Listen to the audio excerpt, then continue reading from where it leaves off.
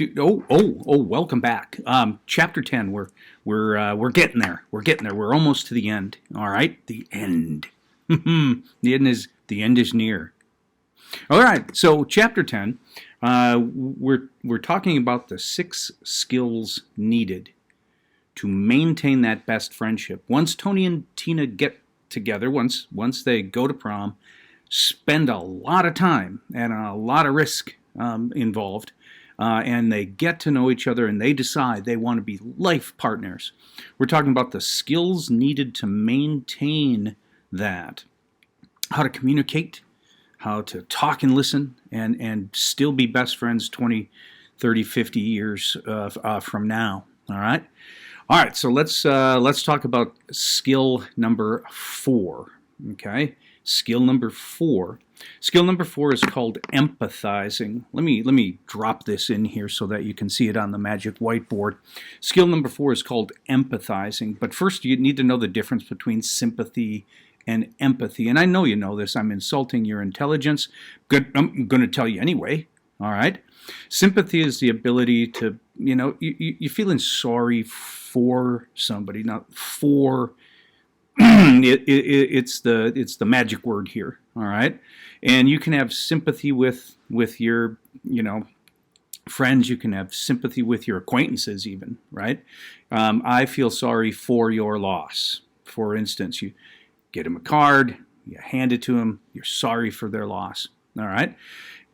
Empathy, however, we're going to change the wording just a little bit and hope that you understand it. Empathy is that you're feeling the emotion with your friend, feeling it with them. Here's an example. For sympathy, you can hand them a card, you can say, I'm sorry for your loss, you can walk out the door, and you can smile and sing all the way down the hallway. Empathy goes like this. I really feel bad with you, and in this case, if it's sorry for your loss, you're on the floor crying with them. You're happy not for them, but you're happy inside with them. What makes them happy makes you happy. Empathy. You're experiencing the same emotion. Now, people ask me, how can you do that? How can you build empathy? How can you build empathy? Well, okay, there's a couple of ways to do it. Take a look again on that whiteboard slide. Couple of ways to do this. The first thing you need to do is to truly know each other at that emotional center, that inside the brick wall feelings. That's why it's so very important for the constant communication of feelings. You have to know each other so very well in there, When Tony sees Tina like slam her book shut and shove everything in her backpack and go storming out the door and slam the door, and everybody else is going, whoa, that's not like Tina. No, Tony knows her so well that he predicted that she was going to do that because he knew what makes her mad and what makes her upset, and there she goes. Okay? Know each other at that level. And then the second one, man, I tell you what, this is a biggie. That magic what if question.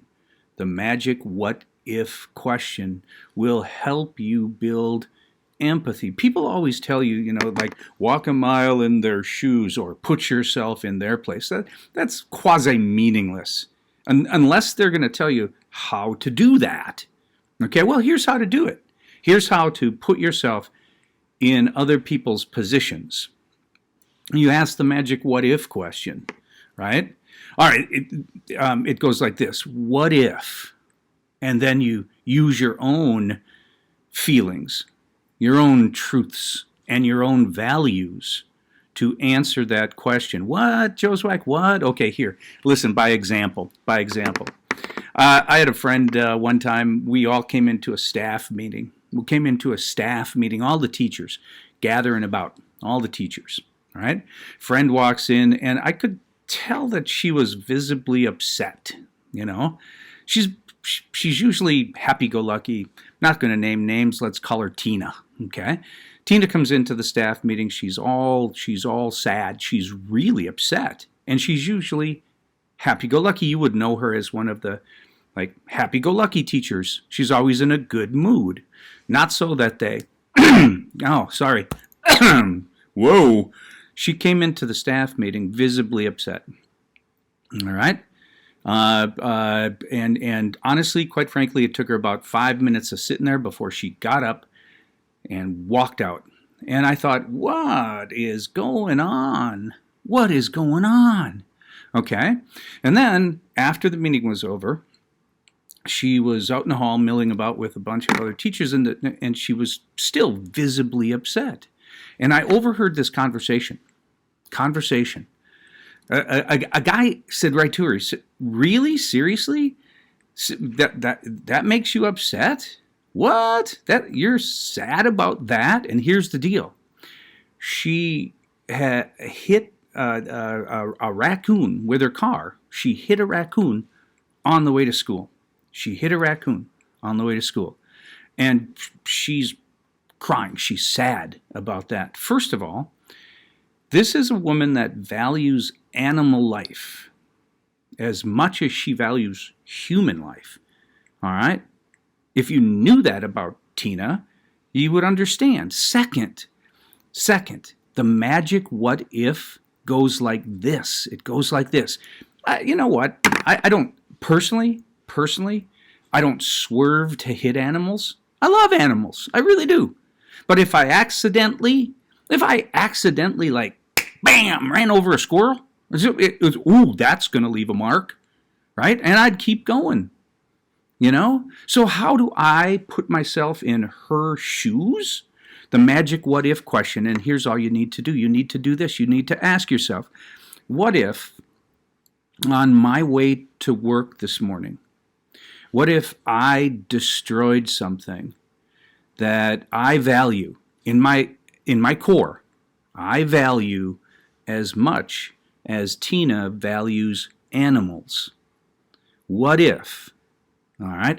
At that particular time, you have a chance to experience empathy. Where everybody else is going, "Oh, come on, it was just a raccoon. What? Okay. No, you're feeling sad with them. What if I destroyed something on my way to school this morning that I value as much as Tina values animals? The magic what if question and empathy will truly help you. Okay? All right. There it is. Skill number 4. Empathizing. Not just sympathy, empathizing. Skill number 5 is complex. Skill number 5 is incredibly complex. It's got 6 parts. All right, so I'm going to drop this next slide in. Slide 1 of giving good feedback. Slide 1.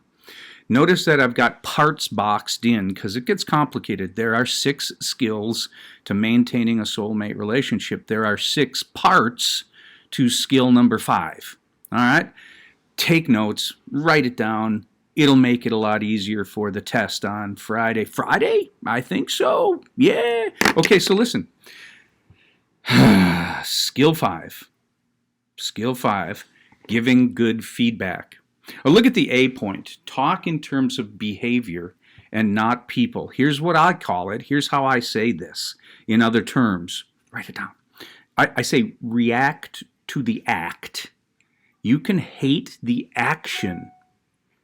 You can hate the act or the behavior, and you get to. It bugs you. It bothers you. You have to talk about the action, but do not name call. Do not name call. Tony is late picking Tina up from work. He's late picking her up. Or look at the slide. He forgets her birthday. What? Yeah, he forgets her birthday. Okay?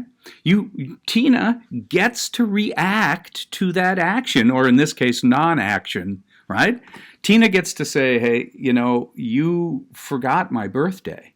That's the action. But she can't say, you're a thoughtless, good for nothing. That's name calling. She's standing around outside work, and he hasn't picked her up yet. He's late again. Again, he's late. Okay? She can hate that action. She gets to. Okay? All right? But she can't start calling him names. She can say, I really don't like hanging out, for 15 or 40 minutes after I get off my shift waiting for you. She can say that, Tina leaves her ice cream bowl in the sink, and Tony worked cleaning that kitchen. And she just comes in again and tosses it in the sink.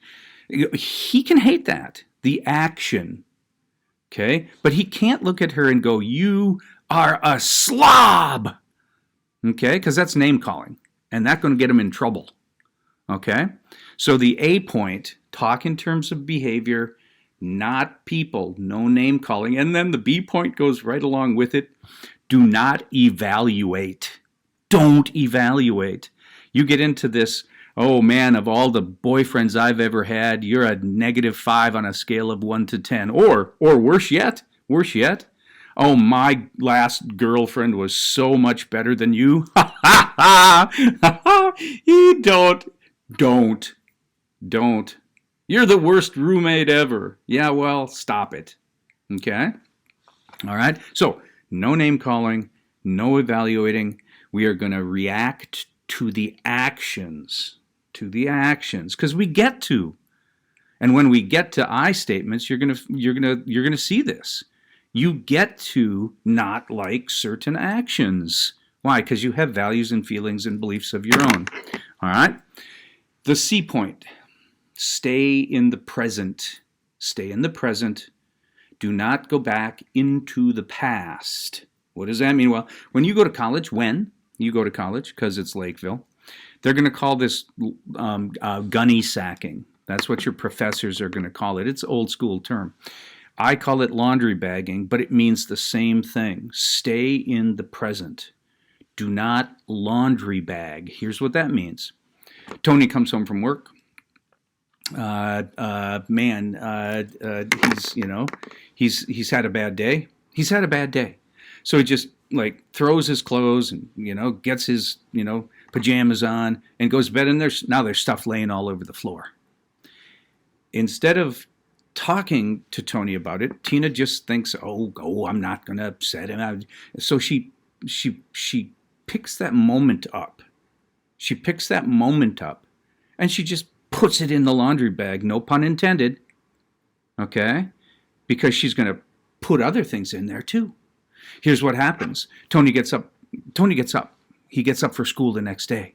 And he's, dressing, and now he's eating breakfast, and he just leaves the kitchen a disaster, a mess, right? Instead of saying anything to him about it, she doesn't want to make him upset, so she scoops that up and she stuffs that in the laundry bag too. She's got two things in there now. She'll talk to him about it. And then she's hanging out outside of work. And he's late again. And they're going to dinner. He's late again.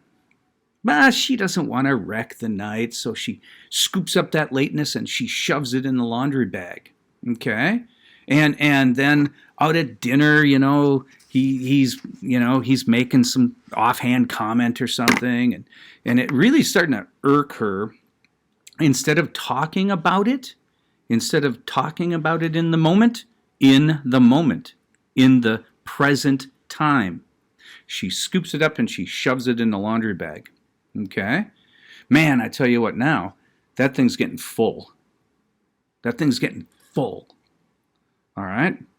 And now he comes home and he goes, he goes in and he gets ready for the evening, right?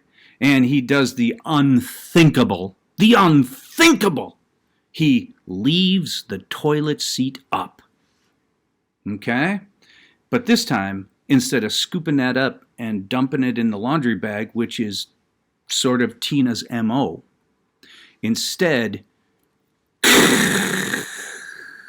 it's the proverbial straw that breaks the camel's back. And now they're going to get in a fight because she comes out of the bathroom screaming, I thought I told you never to leave that toilet seat up. And then she starts dumping the laundry out of that bag.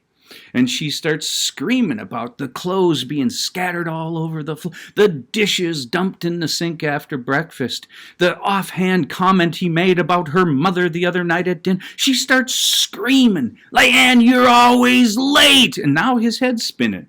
When was this? 5 days ago. Well, okay, listen.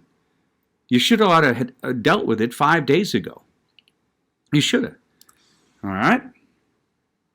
All right. Stay in the present. No laundry bagging.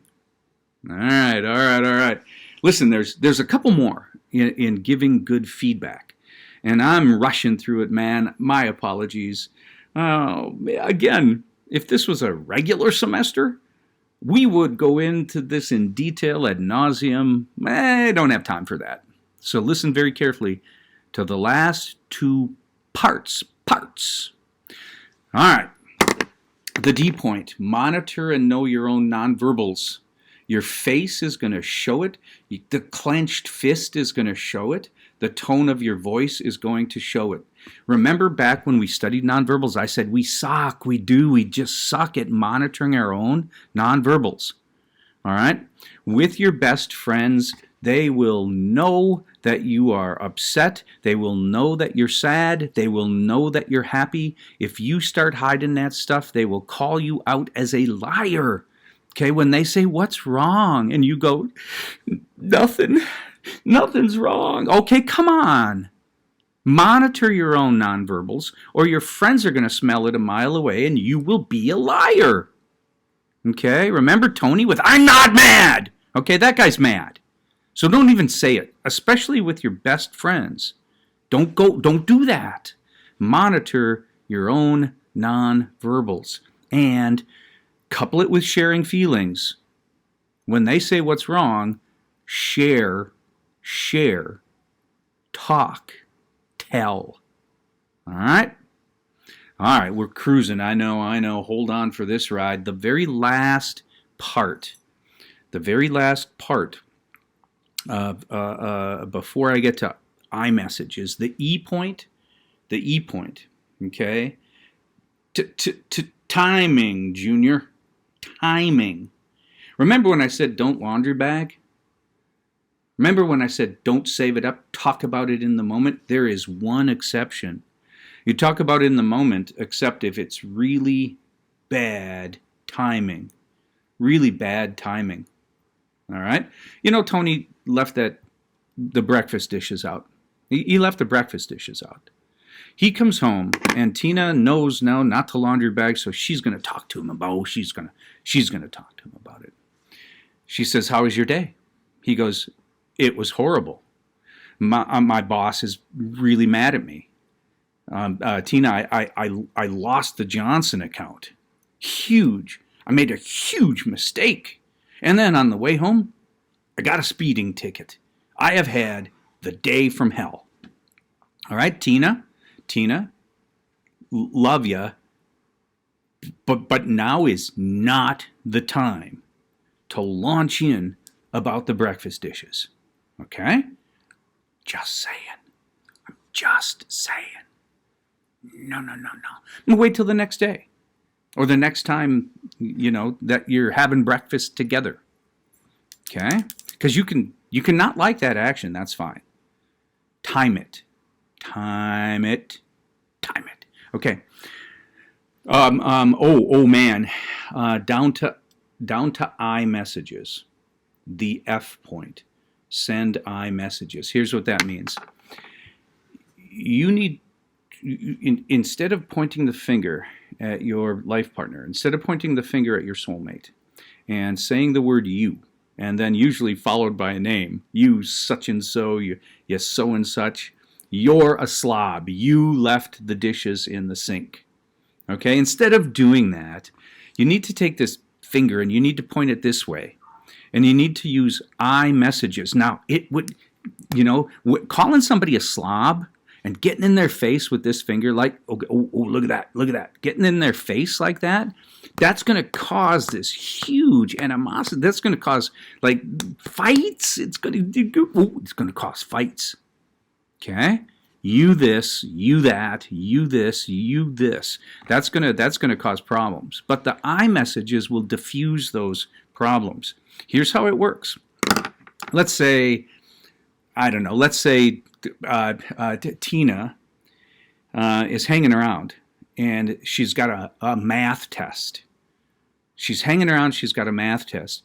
She unzips her backpack, okay, and she roodles around and doesn't have her calculator. She's sitting in the big AP math something test. Math something. I don't know. She's sitting in a big AP math something test. She doesn't have her calculator. Okay? Gone. And then, oh my God, she remembers seeing Tony in there at lunch in her backpack. She had no clue what he was doing. He took her calculator out of her backpack. Here's how some people react to that. You stupid thief. You stole my calculator. You are the worst boyfriend ever. My last boyfriend would never have done that. Okay, listen. Tina has made incredible mistakes here. She's judged. She's evaluated. She's blamed the person. I'm going to fail math because of you. Okay? You stupid, you this, you that. Now, what's Tony's response is to get back in her face. Like, oh, come on. The other day you took the last Diet Coke without even asking me, and I bought all of those blah, blah, blah, blah, blah. You. Okay, watch. Tina, Tony, here's what happens. Use I statements. They go like this. They go like this. Hey, Tony, I don't like it when my stuff goes missing without my permission. Listen, I don't like it when my things go missing without my permission. I, me, and my. What's Tony going to say to that? What's Tony going to say to that? Yes, you do. No, he's not. He's not going to say that. That's ridiculous. Okay?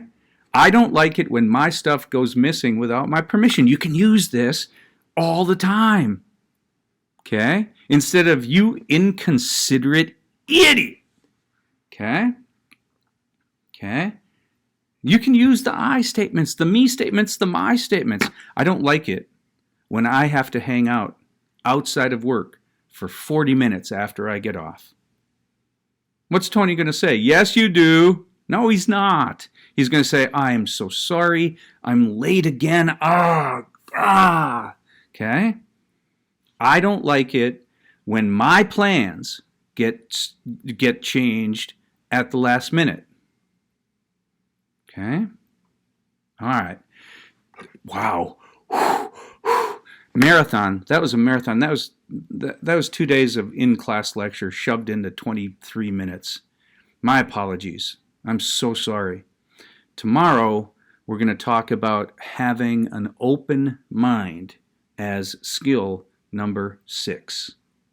And then I'm just going to open up a test on Chapter 10. Until then, keep your stick on the ice. You know I'm rooting for you. Love each and every one of you.